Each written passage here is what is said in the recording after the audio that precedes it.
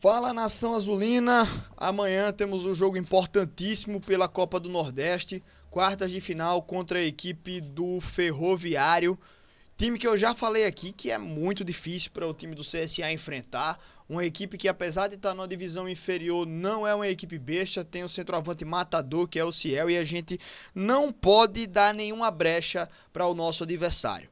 É decisão. Qualquer detalhe pode ser decisivo. Então, é foco 100% aí nessa partida que a gente precisa desse resultado positivo. Beleza? Meus amigos, muito obrigado pela presença de todo mundo aqui no nosso canal. Dá o like aqui para fortalecer no nosso vídeo. Se inscreve no Diário de Azulino também para a gente ficar em alta aqui no YouTube cada vez mais. E vamos lá falar um pouquinho sobre esse jogo, né? Que de cara a gente já tem uma ausência. O Igor Magalhães foi expulso na última partida da fase de grupos da Copa do Nordeste contra o América de Natal, aquele destempero que ele teve ali, né, no lado de campo, acabou sendo expulso e não vai poder acompanhar a equipe do lado de fora ali, né, do lado do gramado. Mas com certeza ele já está preparando a equipe, já está conversando com seus auxiliares para passar todas as instruções para eles, para poderem ter toda a noção do que ele pretende fazer nessa partida. E galera, para esse jogo, a gente tem aí todos os reforços que o time do CSA contratou na janela passada estão à disposição, porque todos eles foram regularizados no dia anterior à partida contra a equipe do América. Aí, embora alguns não tenham jogado ainda, né, todos estão regularizados e aptos a jogar pela Copa do Nordeste. A Copa do Nordeste limitou até o dia 6 de junho o registro de novos atletas e o CSA conseguiu correr atrás para registrar esses jogadores. Então, todos os nossos reforços estão à disposição, beleza? Então, dito isso, a nossa equipe deve ter uma formação parecida com a formação da partida passada, com o Gabriel Félix ali no gol. Do lado direito, eu fico ali com uma certa dúvida. O Diogo Batista, ele entrou muito bem nessa última partida e mostrou que ele tem potencial para brigar pela titularidade, tá? Então, eu fico em dúvida ali na lateral direita, tá? Mas eu ainda acho que o Felipe Albuquerque pode ter aí a sua chance como titular pela longevidade que ele teve aí na equipe do CSA. Mas pelo que jogou o Diogo Batista, acho que ele pode assumir essa vaga de titular, hein? Vamos observar. No miolo de zaga, a gente tem Betão e o Islam. Gente, se eu tiver errando algum nome, se alguém tiver fora por alguma suspensão, alguma coisa, eu não tô lembrado, tá? Deixa eu até pesquisar aqui sobre essa partida só para poder confirmar a nossa equipe. Mas se não tiver nenhum tipo de problema para a equipe do CSA, a gente tem aí o Betão e o Islam e do lado esquerdo o Enzo. No meio de campo com o Camacho e o Gustavo Nicola. Mais à frente, a gente deve ter ali o Luciano Naninho centralizado. De um lado, o Baianinho, do outro lado, o Cachoeira. E mais à frente, o Thiago Marques. Nessa última partida, o nosso treinador testou ali o Luciano Naninho com o Gabriel Vieira, né, aberto de um dos lados, mas foi uma alternativa que ela não deu certo.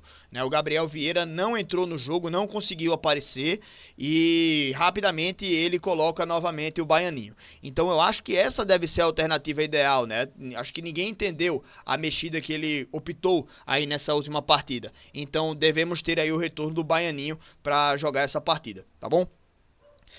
A gente entende que o foco principal da equipe do CSA é a Série C do Campeonato Brasileiro, é conquistar o acesso para a Série B. Isso daí é o ponto principal na temporada. Mas na Copa do Nordeste, cara, já que a gente já chegou até aqui, vamos jogar bola. Vamos jogar em casa, né? O time do CSA fez uma promoção de ingressos. Claro que a promoção era só até sexta-feira, né? A casadinha para o jogo contra o Caxias e agora contra a equipe do Ferroviário. E agora os ingressos estão ali, R$30 a baixa, R$50 a alta, né? Pra galera que quiser acompanhar. Mas que a gente precisa mostrar nossa força lá na arquibancada também, né? Como eu sempre falo, jogar em casa é um dos pontos-chave da equipe do CSA para conquistar os bons resultados. O aproveitamento do CSA dentro de casa é muito melhor do que fora de casa. embora a gente tenha perdido a última partida, né, contra a equipe do Caxias. Ali foi no começo do jogo um grande lapso que a equipe do CSA teve, né, tomou 2 gols muito rápido e logo depois ali se lançou para cima do adversário, tomou o terceiro e aí o buraco fica muito fundo para você correr atrás, né? Então, de toda forma, o time conseguiu ali fazer 2 gols, o time criou outras oportunidades, desperdiçou muitas chances, mas ali o ponto principal foi as falhas defensivas da equipe do CSA, né? Aquele lapso ali do time. Mas enfim, acho que a gente, nesse jogo, precisa ter foco total, né, na partida, até pra gente apagar aí essas 2 derrotas consecutivas que a gente perde para o Guarani fora, depois a gente perde pra equipe do Caxias aqui em Maceió. É outro jogo em casa, né, que a gente tem a oportunidade de fazer uma grande atuação do lado da nossa torcida, que é o nosso 12º jogador, né? O fator casa pesa muito para a equipe do CSA e a gente precisa voltar a se aproveitar disso, tá? A gente precisa utilizar isso aí de novo, já que nesse último jogo contra o Caxias, né, a gente deixou uma impressão ruim para o torcedor. Então agora é o momento de correr atrás. Agora é mata-mata também, né? Então o CSA pode voltar a brigar aí por uma vaga na semifinal, que jogou lá em 2010. Saiu inclusive uma notícia de que o time do CSA há 26 anos não se classifica para uma semifinal. Mas naquela notícia é bem contextualizado, bem contemporizado isso aí, porque foi em 1999, se não me engano, que o time do CSA disputou uma quartas de final de Copa do Nordeste e se classificou para uma semifinal. Mas na Copa do Nordeste de 2010 foi uma grande fase de grupos que o time do CSA se classificou em terceiro e foi para a semifinal. Certo? Então, assim, desde 2010, tá? Ainda é muito tempo que a gente não joga uma semifinal, mas a gente tem a possibilidade aí de conseguir essa classificação. Jogamos em casa, jogamos contra um adversário de Série D, então a responsabilidade está com a gente. O time do CSA precisa demonstrar protagonismo no jogo inteiro, mas não pode achar que o adversário é peixe morto, tá? A equipe do Ferroviário, ela vem, de certa forma, bem na Série D do Campeonato Brasileiro, então olho nos caras. Vamos colocar aqui a tabela da Série D só para ver como é que tá a equipe do Ferroviário rapidamente. Mas o time vem aí na 4ª colocação do grupo A3.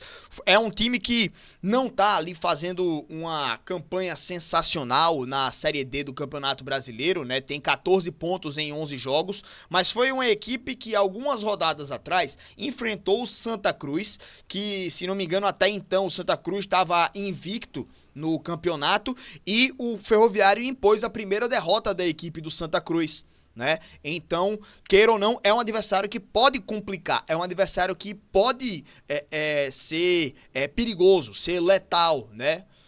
E então, toda a atenção é pouco, né? Toda atenção é pouco, tem que ter o dobro de atenção e mais um pouquinho, né?